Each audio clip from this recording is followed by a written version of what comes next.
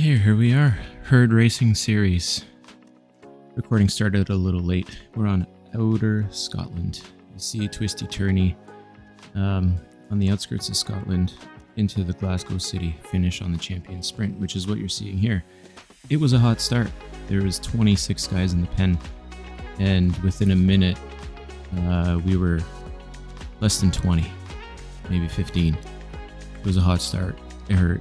Yeah, I don't know if you saw the comment, but what the hell was that? It was right. Now, funny thing about these herd races,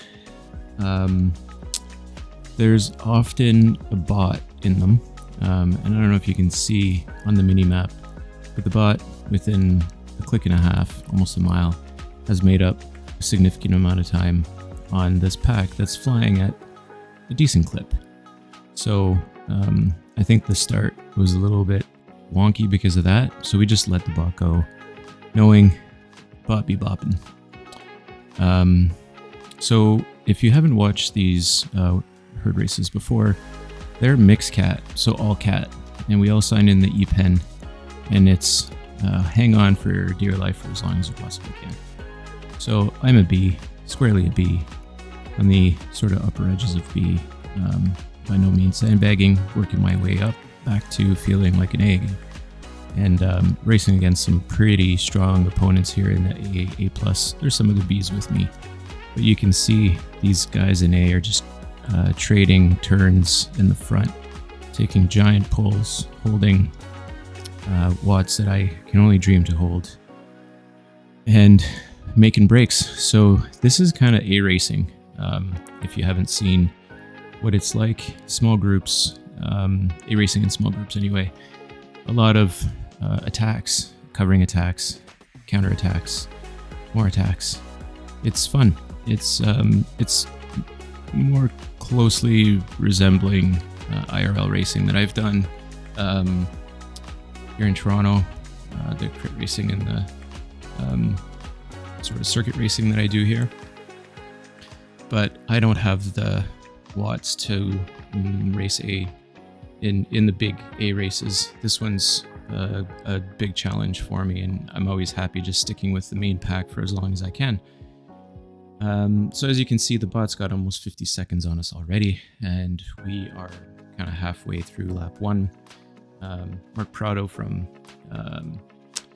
Hydro, I can't remember, was just pushing the pace, pushing it hard with Duncan from OTR. The other H1 guy, Haisong, was pushing it as well. So we've got a pretty hot pace here going, and the pack's doing well. Big shout out to Dan, who's on most of my dirt teams, just a diesel, putting in a huge shift tonight, covering a lot of these attacks and making sure that somebody doesn't go off the front solo. Had another teammate with me, Davis, who's also in the Mert kit, who had a huge result on Tuesday, winning his race in our race in ZRL.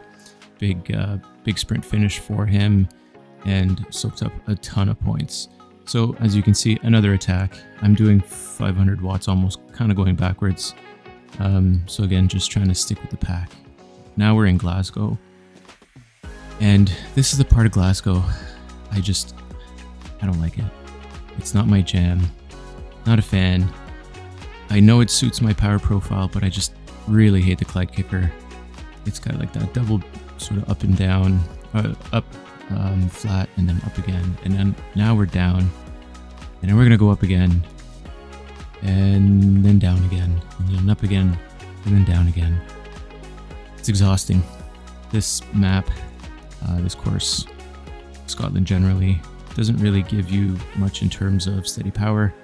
You're either off the pedals or on the pedals. And ultimately for me, that took a lot out of me tonight. As you can see, just 600 watts to just stick with the guys in front to make it up the pack. That was a good attack by Dan, who's on the front doing 4.5, 5, just to up the pace again. For lap 1, managed, I think, to shed a couple guys. I think we're down to maybe 10 riders now in our group, and still covering attacks. At this point, I'm feeling okay. My heart rate's 160, which is pretty good considering I've, been pushing it relatively hard. And we're in a pretty small group. And so my plan, as usual, is to just surf wheels, not put in too much work, but don't get caught out in bad position. Don't grab a bad wheel. And, just like this, put in a dig when you have to. So there you go. A lot of matches burned. Sticking with these guys. Had to use my draft fan there to make sure I stay connected. So I did find myself using my power-ups in sort of funny places. And tonight I was really decided to make sure my power-ups were being used in smart ways. So if I was getting dropped or if I felt like I needed that extra little bit, just like here, I put on my arrow helmet, it's downhill, I put in a dig. I'm like, oh, okay. Duncan comes through me and we give a little bit of a counterattack. And what this does is it puts Prado, if you can see down there, a few seconds behind the pack going into the Castle Corkscrew.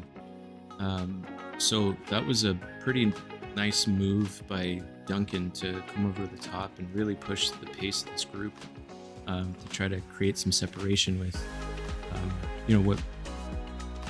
the sort of biggest threat, along with Johnson and Keogh, who were the top ranked racers in this race, who were the most dangerous. So over the breakaway bray, and again doing 300 to 320 just to kind of stay connected. And at this point, I'm starting to feel the fatigue. Heart rate's starting to get elevated. Thankfully, it's still coming down, so I'm monitoring that. I've had pretty decent heart recovery in the last couple of weeks, so I've been able to manage my efforts that way. But my legs are feeling it. I'm putting in a little bit more volume, trying to get ramped up for the spring and summer racing season, and which is why I'm here tonight. So heading back into Glasgow again for that second lap, asking Prado what happened, and jokes all over the place about having too much Tex-Mex. A good group of guys. It was some fun banter, and no nonsense, having a good time. Nobody's taking themselves too seriously here. We're all in our basements or in a room confined, riding our bikes on the internet. So herding is fun, and always a good group of guys. This was a bit of a mistake. Ended up on the front, then slowed my speed, and then the pack came through me, and then I had to recover and burn a match just to kind of stay connected. So I got to stop doing that. It's kind of surging through the front, hitting the front, slowing down, hitting it again, slowing down. So I figured I might as well try to push the pace on the bike kicker this time, and then Duncan came through me again. Push the pace again. So just constant, small surging, 150, 160 watts or 500 watts. And that takes its toll over the course of a 45-minute or so race. Towards the end, your legs really do feel it. There I am again, surging through the front, dying, coasting, getting gobbled up. It's not my favorite kind of racing. I should be doing better by staying in a more steady state. Last lap, I think we shed a couple guys. We're down to 8. And I thought, you know what? I found myself in the front this time. I'm going to give it a bit of a go. And this felt okay. Holding 300, 315. I wasn't going to last forever, but I was like, I need a little bit of a threshold push. And obviously the group gobbled me up pretty quickly for another match just to stick with them again. Didn't use up my arrow. Probably should have, instead of burning that match. But I was holding on to it to take it on the downhill that was coming up. So that threshold effort kind of felt pretty good, just trying to gauge myself and see where I'm at. and trying to figure out what it's going to look like towards the end. So I'm glad I didn't use my arrow, because here it is. There's a bit of a split in the group, and we all burned our arrows or draft fans. And if I hadn't had my arrow there, pretty sure I would have gotten dropped. So, you know, that's part of the gamification of Zwift. You gotta sometimes be lucky, like I was there, and react, you know, to make sure that you don't get left behind. So here we are going into the Castle Corkscrew on the downhill, and we're, you know, in this small group again.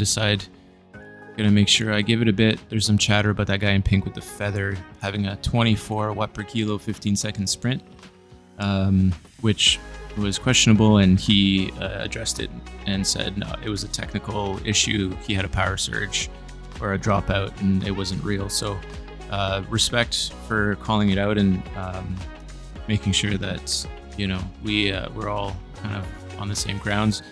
And here's the move of the day. Keo on the breakaway bray just buries us and takes off on us. Duncan makes the move, and I did not, and I should have. I had an opportunity to, but you can see on my face I'm hurting. Here's another opportunity. If I had just pushed it, I may have bridged. But the guys in the front there, you look at their numbers. They're doing 5s and 6s.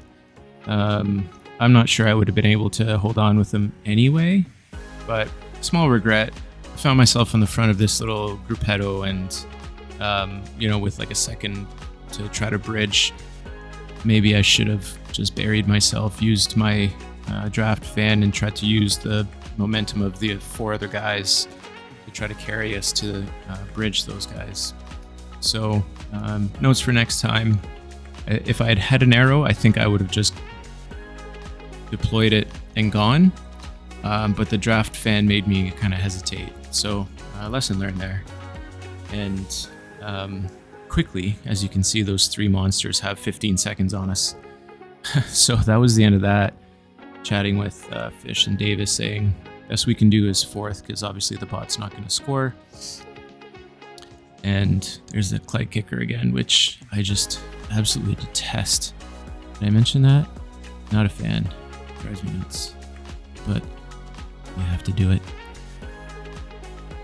So figured I'd push the front, see what these guys' legs looked like, see if I could create some separation. Unfortunately, I kind of pushed Dan Sheramato, my teammate, out the back, which forced him to come through hard and drag some of the other guys along.